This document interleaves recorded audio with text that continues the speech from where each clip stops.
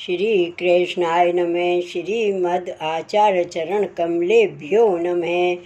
श्रीमद् वल्लभाचार्य जी की घरु वार्ता प्रसंग 3। एक समय श्री आचार्य जी महाप्रभु अड़ेल में विराज रहे थे।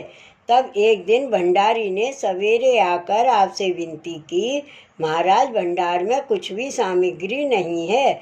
तब आपने मंदिर में से कटोरी सोने की निकालकर भंडारी को दी और श्री मुख से आज्ञा की, इस कटोरी को गिरवी रखकर नित्य नेक की आज लायक भोग सामग्री ले आओ।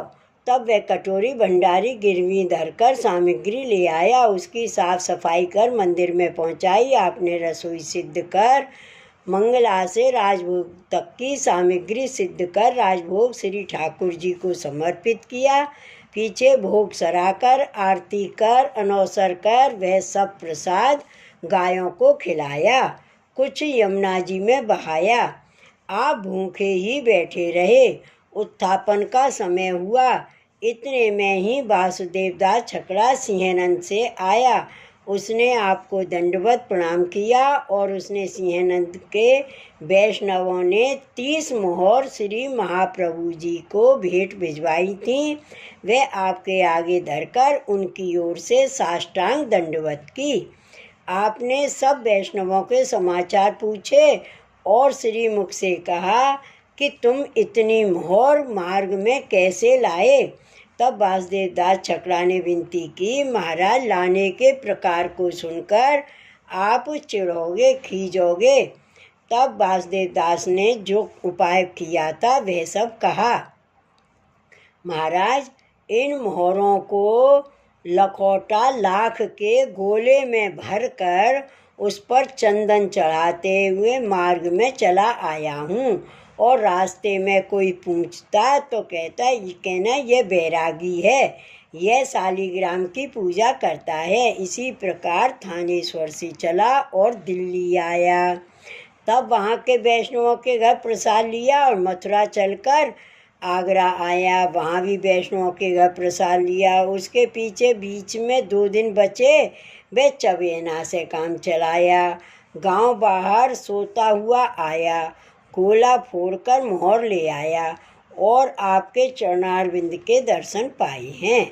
यह सुनकर आपने वासुदेव दास छकड़ा से कहा, अब तो किया सो किया, फिर कभी भूल कर भी ऐसा मत करना। जिसमें स्वरूप की भावना करो उसमें अन्य भाव का विचार नहीं करना। तब वासुदेव दास पुनः श्री आचार्य जी महाप्रभु से विनती की, महाराज कुछ प्रतिष्ठा तो नहीं की थी और आपके चरण के प्रताप से हमको कुछ कष्ट नहीं हुआ। वासुदेव दास तो वैसे ही लेकर आ जाते तो, क्योंकि किसी मनुष्य में इसके बराबर बल नहीं था जो कोई मार्ग में छीन लेता। परंतु रात्रि को कदाचित सो जाएं और निद्रा अवस्था में भी श्री आचार्य जी महाप्रभु का द्रव्य कोई हरण कर ले तो अपराध हो। इसलिए वासुदेव दास बैरागी भेष से लेकर आए।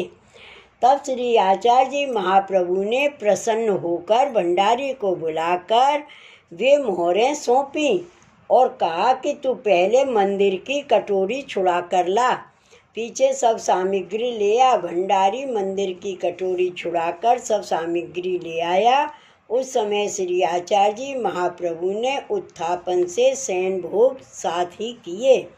पीछे भोग सराकर शयन आरती कर श्री ठाकुर जी को पौढ़ाकर आप सकुटुंब माँ जी दोनों लाल जी समेत भोजन किया।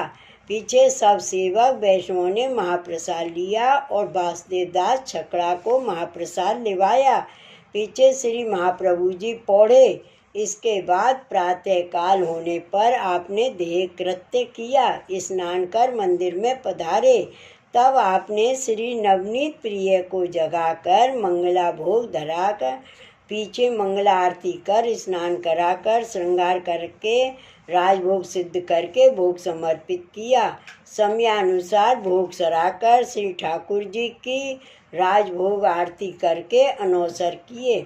सब भगवदीय वैष्णवों ने प्रसाद लिया। जब आप गादी तकिया के ऊपर विराजे थे तब एक वैष्णव ने शंका की, महाराज कल आपने राजभोग तक का सब प्रसाद गौं को खिलाया और श्री यमुना जी में पधराया, उसका क्या कारण था?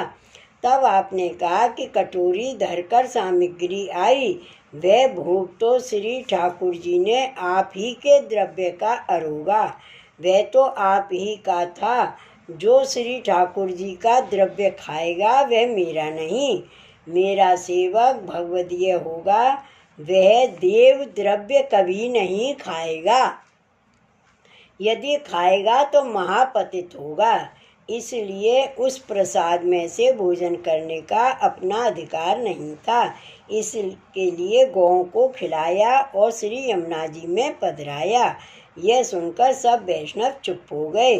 पीछे वासुदेव दास ने आपसे प्रार्थना की, महाराज मेरे को पहुँच लिख दो, मैं फिर जाऊं। तब आपने अपने सुख समाचार लिखकर उन मोहरों का जवाब लिख वासुदेव दास को दिया। वासुदेव दास आपके पास से विदा होकर चला।